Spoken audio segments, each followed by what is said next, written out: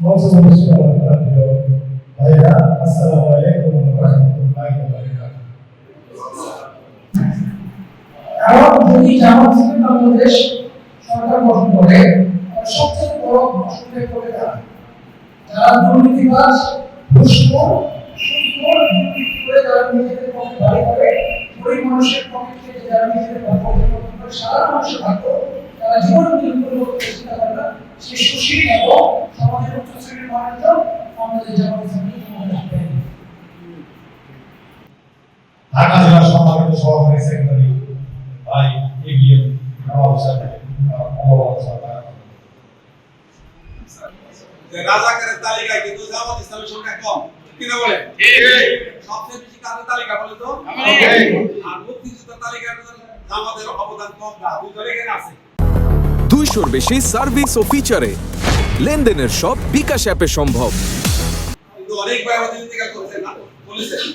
এবং আমার মনে হয় যে আমরা প্রত্যেকটা ইউনিয়নে নজরুলের সাথে আমাদের বিভিন্ন নির্বাচন করলাম, অনেক জায়গায় তো আমরা পরিচয় পেয়েছি, আমাদের বুঝ দিয়েছেন, আমাদের সমর্থক সহযোগী সদস্য তারা মুক্তিযুদ্ধ পরিচয় দিয়েছে।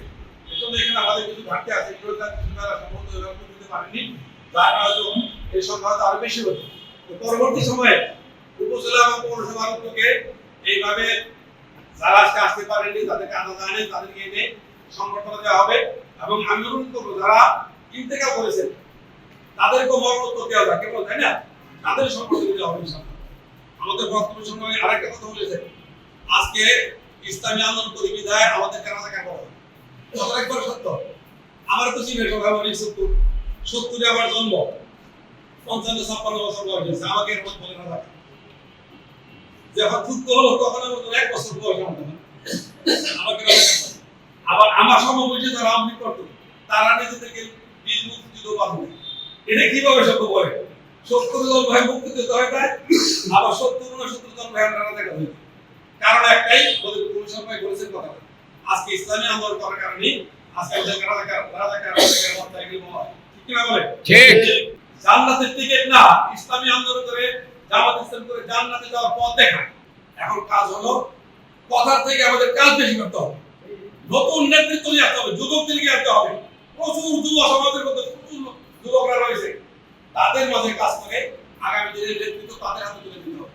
এই যে জুলাই আন্দোলন যেতে গেল, দ্বিতীয় স্বাধীনতা যুদ্ধ যেতে গেল, এখানে নেতৃত্ব কারা বলেন তো? যুবকরা, ছাত্র আন্দোলন করে, ছাত্র নেতৃত্ব।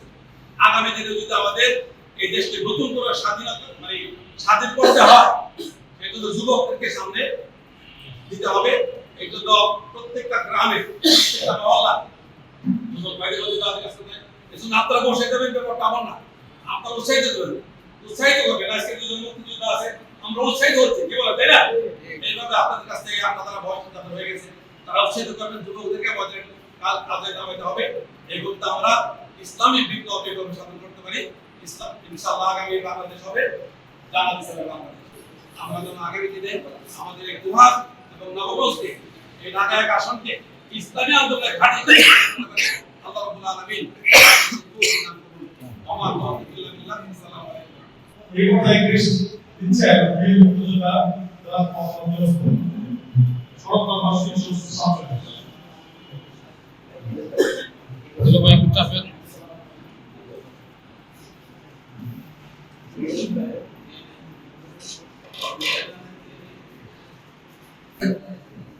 কৃষ্ণ দিচ্ছে এই মুক্তিযোদ্ধা আব্দুল হাফিজ রশিদ তার সংগ্রামার সদস্য।